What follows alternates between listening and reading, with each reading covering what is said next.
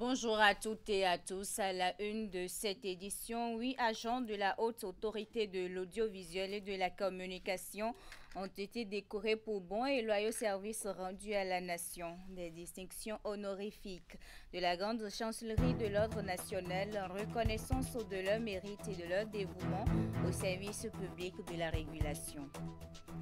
Séance de renforcement des capacités face aux menaces croissantes du cyberespace et les opportunités qu'offre l'univers numérique.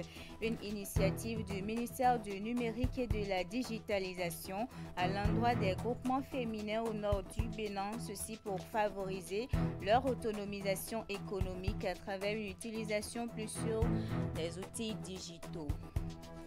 Et puis en santé, le Centre national hospitalier universitaire Hubert Koutoukou-Maga de Cotonou dispose désormais d'un scanner moderne de dernière génération doté de 64 barrettes 128 coupes.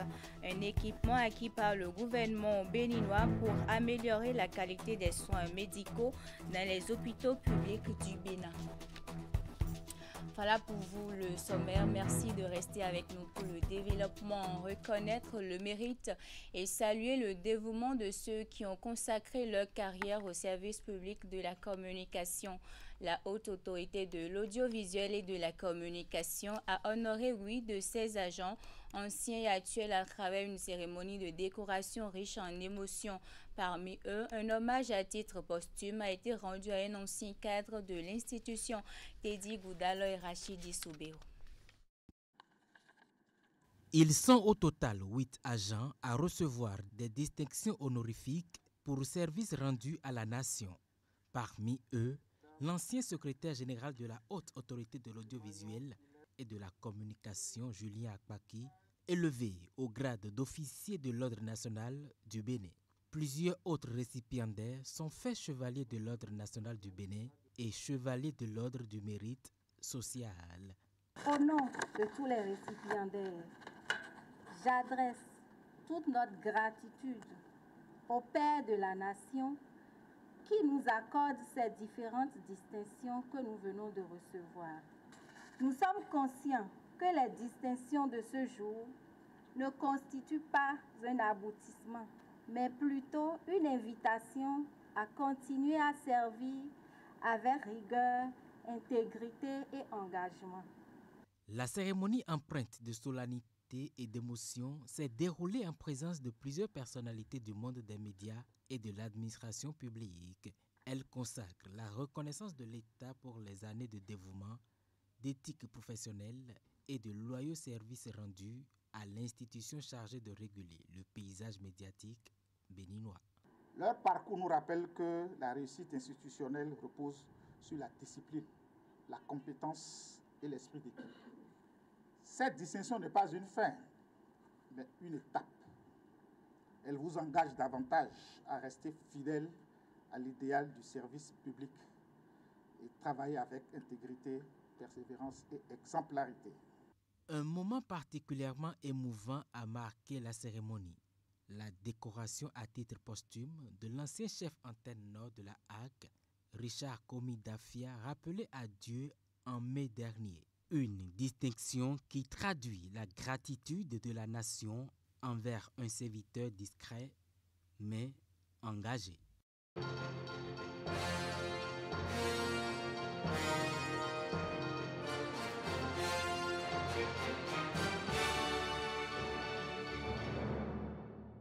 En politique, après l'absence annoncée du duo candidat du Parti Les Démocrates à la présidentielle de 2026, certains responsables du parti indiquent déjà le choix à faire. Dans le département du Koufo, par exemple, les responsables en charge des structures de base du parti demandent à leurs militants d'opter pour le duo de candidats Wadayi Talata. Un appel lancé au cours d'une sortie médiatique effectuée en milieu de semaine à Azové. Nassis Alossé et Florent Dou.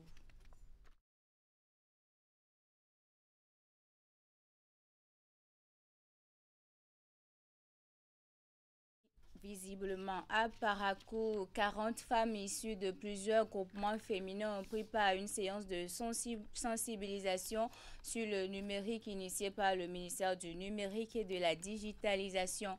Une initiative qui vise à protéger ses bénéficiaires des programmes sociaux tels que le microcrédit à la FIA et le programme Bisoke, tout en favorisant leur autonomisation économique à travers une utilisation plus sûre, plus productive et plus responsable des outils digitaux. Epiphane Tchabi et Socrate Agantori. Au cœur de cette séance de sensibilisation, le rappel du cadre juridique et réglementaire des paiements électroniques dans l'UEMOA.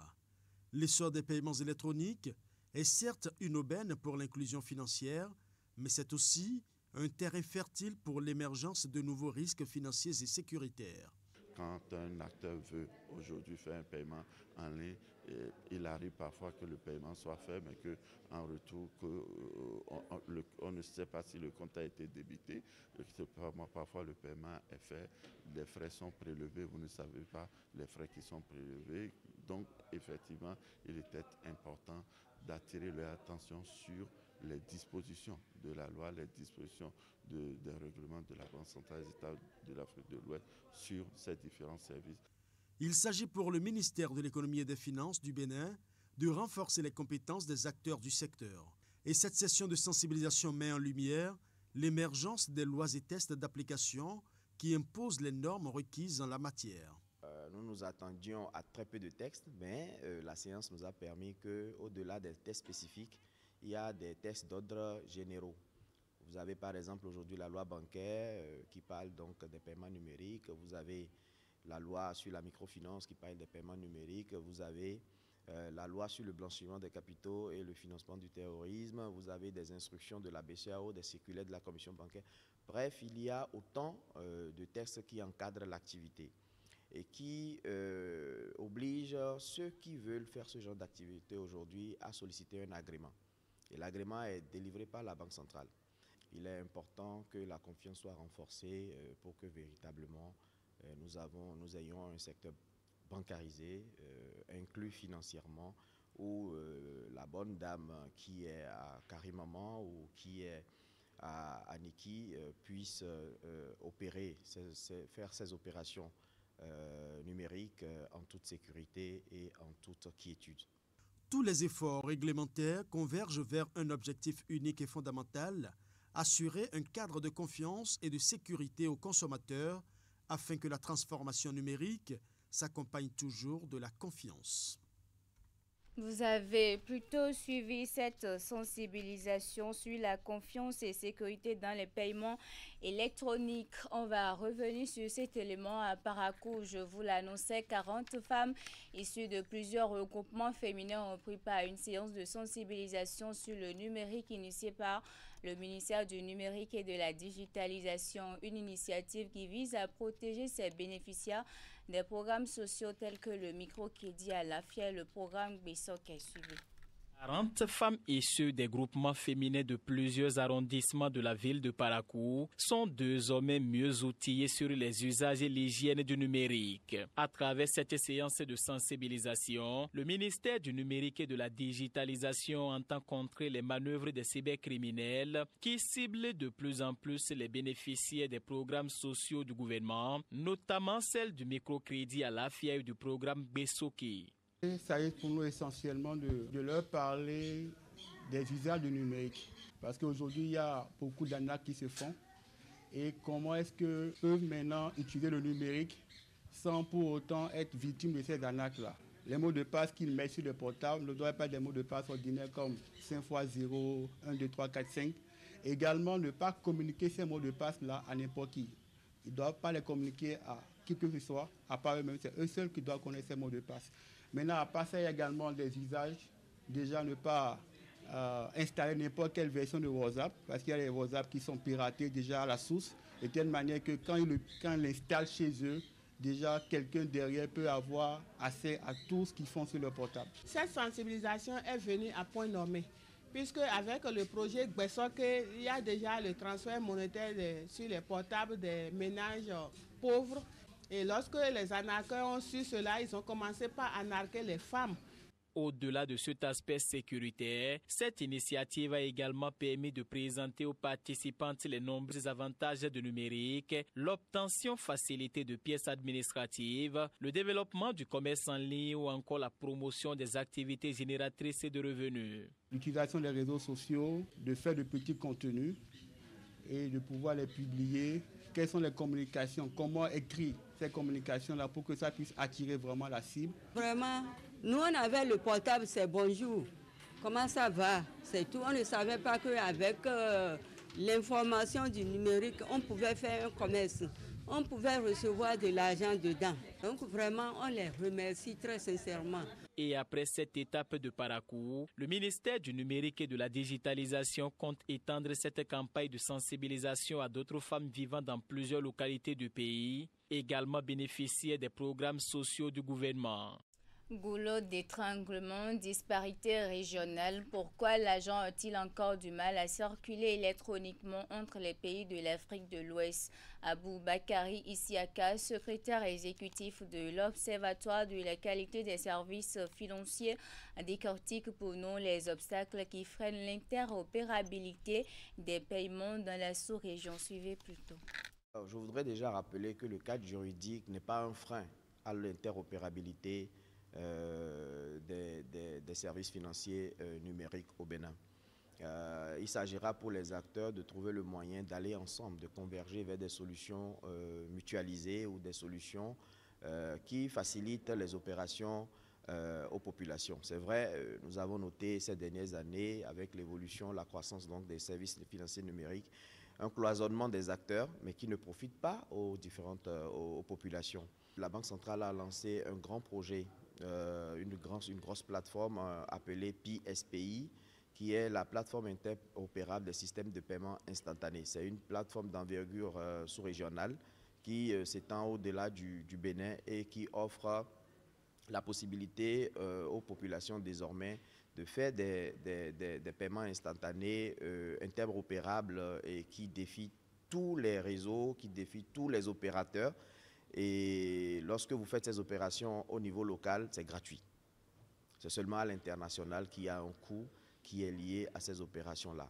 Plusieurs banques, plusieurs émetteurs de monnaie électronique et plusieurs autres acteurs fintech sont déjà dans ce projet qui embrasse l'ensemble du secteur financier et qui devrait normalement mettre les fournisseurs de services financiers numériques dans un élan de convergence, d'aller vers une unité et non plutôt d'avoir une pluralité de plateformes qui offrent ces genres de services financiers. Donc, nous sommes dans la bonne dynamique et cette dynamique aujourd'hui est impulsée par la Banque centrale qui est le régulateur en chef du secteur financier et le PSPI aujourd'hui se veut être un projet d'envergure, comme je l'ai dit, et qui est véritablement le projet qui va transformer le secteur des services financiers numériques.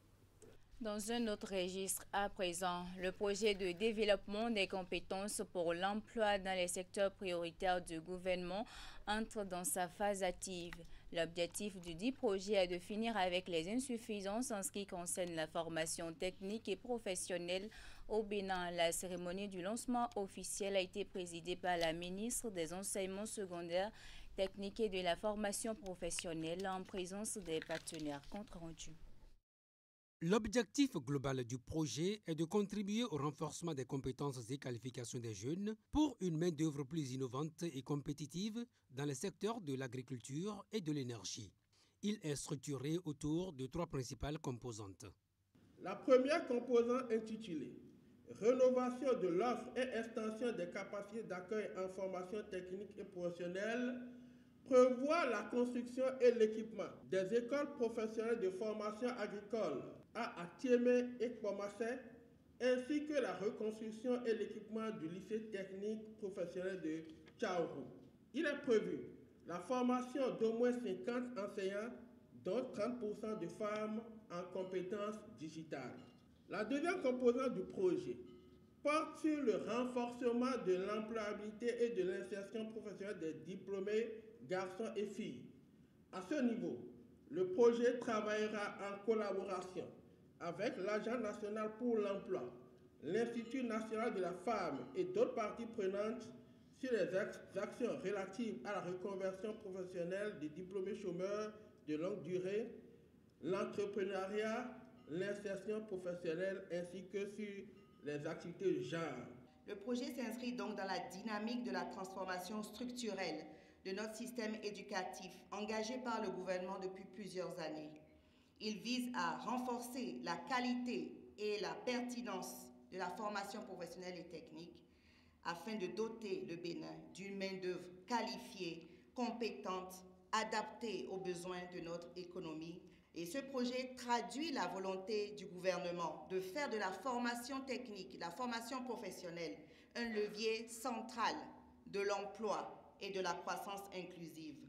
Dans cette première phase, le projet de développement des compétences pour l'emploi dans les secteurs prioritaires est financé à hauteur de 57 milliards de francs CFA par l'État béninois, appuyé par les partenaires techniques et financiers, dont notamment la Banque africaine de développement.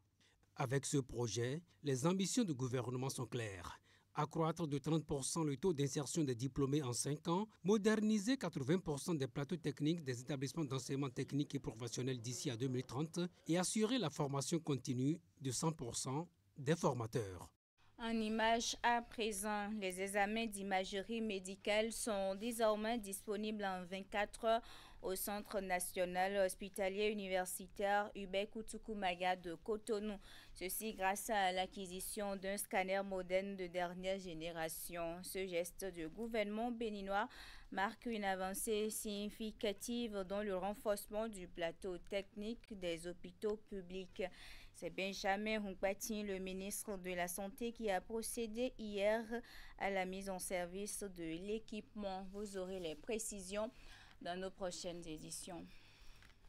On parle culture à présent avec le lancement du festival Sinar le mercredi dernier au Centre culturel des rencontres internationales de Ouidah. Il s'agit de la célébration du génie créatif africain et de bien d'autres régions du monde. Cette année, l'événement est à sa 3e édition et connaîtra la participation de plusieurs artistes internationaux. Reportage. Des performances artistiques de haut niveau, des danses contemporaines exécutées à la perfection par des troupes du Bénin donnent ici, à la salle de cinéma du Centre culturel des rencontres internationales CCRI, un aperçu de ce que les férus de la danse et du spectacle vivant vivront au cours du festival Sinar.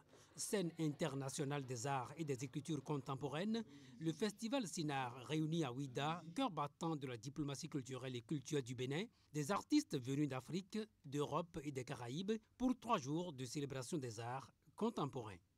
Ouidah, à travers le festival Sinar, ne se contente plus de raconter l'histoire.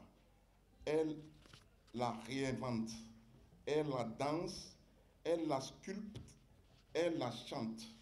Le Sinar, c'est avant tout un carrefour d'expression et d'expérience.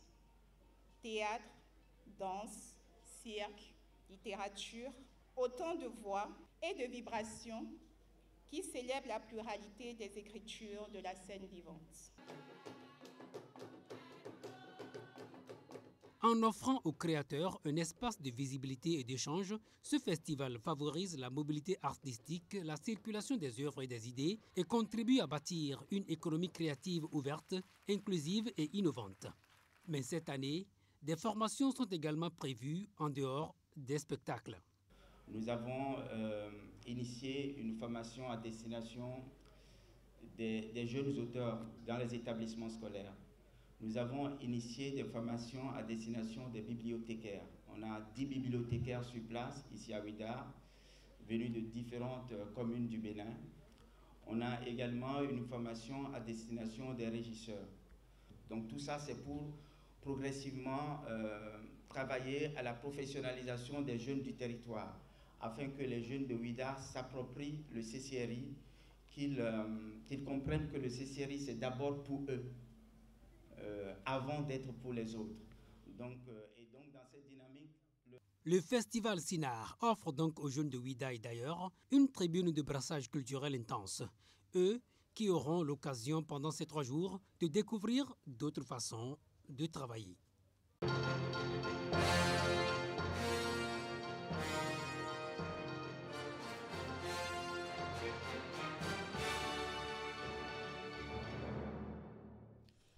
plan politique, après l'absence annoncée du duo candidat du parti Les Démocrates à la présidentielle de 2026, certains responsables du parti indiquent déjà le choix à faire. Dans le département du Koufo, par exemple, les responsables en charge des structures de base du parti demandent à leurs militants d'opter pour le duo candidat Wada Yutalata. Un appel lancé au cours d'une sortie médiatique effectuée en milieu de semaine écoulée. Narcisse Alossé et Florent Do.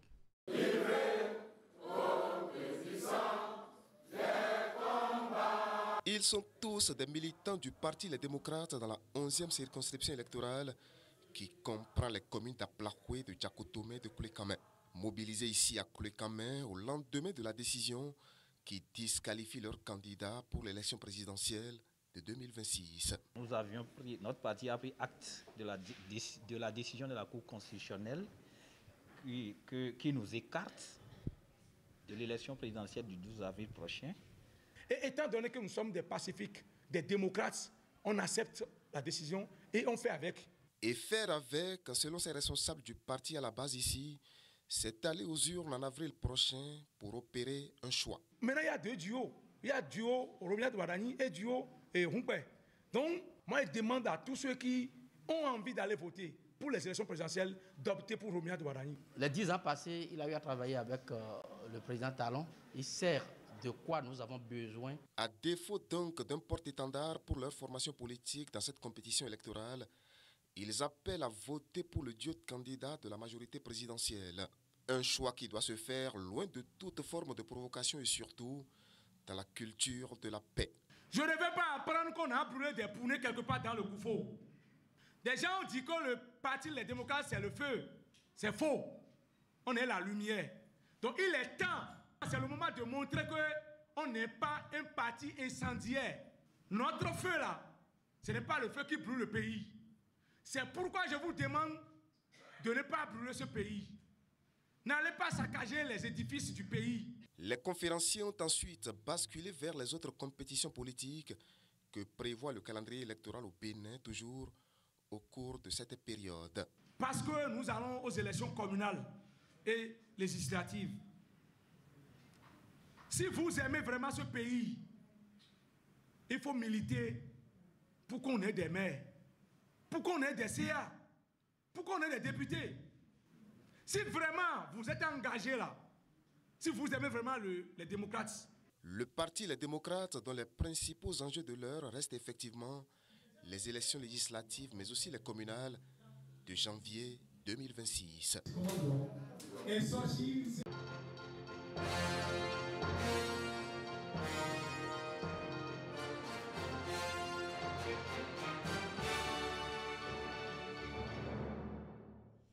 Et c'est ainsi que s'achève ce journal. Merci pour votre aimable attention. À 16h, votre bulletin d'information.